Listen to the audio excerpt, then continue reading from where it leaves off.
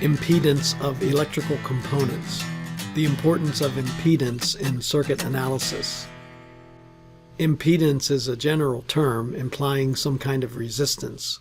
We define impedance for electronic circuits since electronic components impede something, such as current. The use of impedance allows us to combine the effects of resistance, capacitance, and inductance into one property, the impedance. The unit of impedance is the same as that of resistance, namely ohm. We represent impedance as a complex variable for convenience. I never really understood complex variables. Me neither. It's hard to imagine imaginary numbers. I had an imaginary friend when I was little. That's nice, Mr. Nerdly. Actually, even though complex variables involve imaginary numbers that aren't physical, they are useful as a mathematical tool for analysis. We use notation capital Z for impedance, and note that in these videos, bold, italic, uppercase letters denote complex variables. It's assumed in this video that you're familiar with complex variable analysis. If not, you might want to brush up on them. Impedance is a measure of resistance to AC currents. Impedance quantifies how much a circuit opposes or impedes current flow. Impedance in AC is similar to resistance in DC. Here's our mathematical equation for impedance. Z, impedance, is voltage V over I, current. And note that all three of these variables are complex. Note also the similarity with Ohm's law, which states that R equal V over I in real variables. In general, Z is made up of a real and an imaginary component, where the unity imaginary number, I, is the square root of -1. And I note that some authors use J instead of I.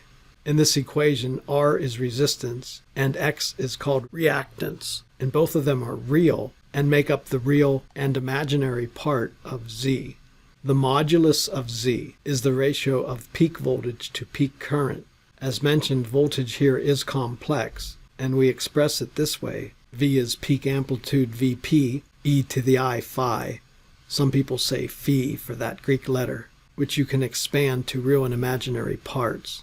Complex current is similar, but with theta, where both phi and theta are phase angles. In terms of real variables, V is Vp sine 2 pi ft plus this phase angle phi, or we can write it with omega t instead, where omega is the angular frequency, or some people call it the radian frequency, which is equal to 2 pi f, where f is the real or physical frequency.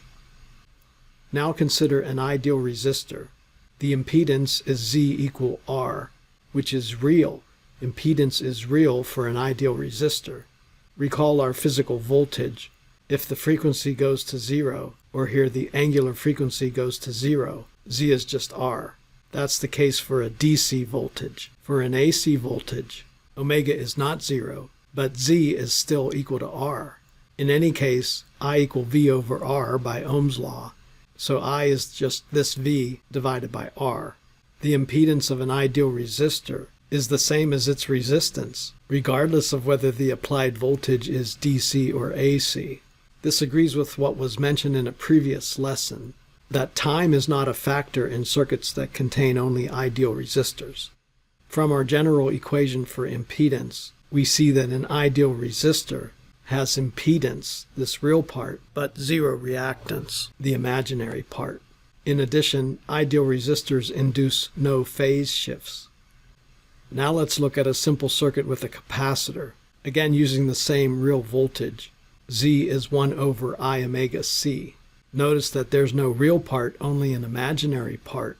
Impedance is imaginary for an ideal capacitor. For a DC voltage where omega is 0, since omega is in the denominator, Z goes to infinity. We say that an ideal capacitor has infinite impedance to a DC signal. An ideal capacitor completely blocks or impedes a DC current. You can kind of even see that in the symbol, where a DC voltage can't cross the capacitor, but rather builds up a charge on the plate. For an AC voltage, omega is not 0, so Z is not 0 either. An ideal capacitor impedes AC currents, and it also induces phase shifts. For an AC signal, the impedance of an ideal capacitor is inversely proportional to both the frequencies and the capacitance. Now consider when omega approaches infinity, in other words, extremely high frequencies. Again, since omega is in the denominator, Z goes to 0. An ideal capacitor imparts little impedance to a high-frequency AC current. Again, let's look at our general impedance equation. For a capacitor, since Z is only imaginary, we have zero resistance, but non-zero reactance. Finally, let's consider an inductor with inductance L in this simple circuit, and we use the same voltage expression. It turns out that Z is I omega L, which again, like the capacitor, is purely imaginary. For a DC voltage, when omega goes to 0, Z goes to 0. So an ideal inductor has no impedance to a DC signal. An ideal inductor lets DC signals pass right through, unaffected, as if it were a closed switch, or just a wire when talking about DC currents. For an AC signal, though, omega is not 0, so Z is also not 0 but imaginary. An ideal inductor impedes AC currents and, like a capacitor, induces phase shifts. For an AC signal, the impedance of an ideal inductor is directly proportional to both the frequencies and the inductance, as you can see from the equation. For very high frequencies, as omega goes to infinity, Z also goes to infinity, which means that an ideal inductor greatly impedes or nearly blocks high-frequency AC signals. Our general equation shows that an ideal inductor has zero resistance but non-zero reactance, just like the capacitor. In summary, impedance is expressed as a complex variable with resistance and reactance as the real and imaginary components.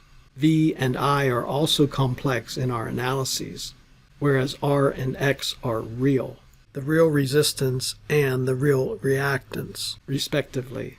In this video, we examined impedance for ideal resistors, capacitors, and inductors. For an ideal resistor, Z equal R. For a capacitor, Z is 1 over I omega C. And for an inductor, Z is I omega L. Ideal capacitors have infinite impedance to DC signals, whereas ideal inductors have zero impedance to DC signals.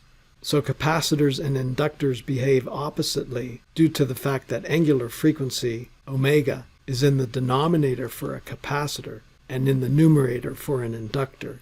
Impedance will be extremely useful in future lessons or videos, especially when analyzing RLC circuits that involve resistors, inductors, and/or capacitors. For example, filters. Thank you for watching this video. Please subscribe to my YouTube channel for more videos. 1, 2, 3. That's all there is to it.